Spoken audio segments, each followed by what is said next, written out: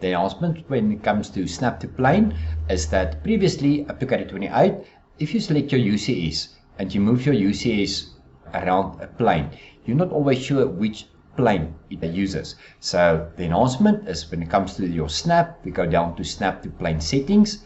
Now first of all, you will see there's an option that says highlight the plane to snap to, so it's highlighted in a specific color, and then it will also make that plane transparent. So I'm going to say OK.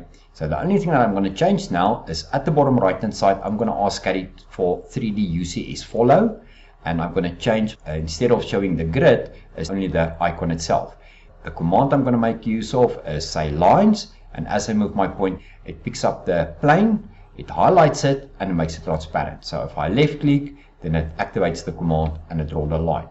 Let's make use of a rectangle command. As I move my pointer, as you can see, it highlights the plane. So then I can just left click and I can draw my rectangle. Let's use a circular command, picks up the plane, and I can start my circle command. And that's not only applicable to the 2D commands, same as say for instance your catalog. If I want to bring in some content from my catalog, I'm going to drag, like in this case, the solar panel, and as I move it, highlights the plane, and I can just left click and it place it onto that plane.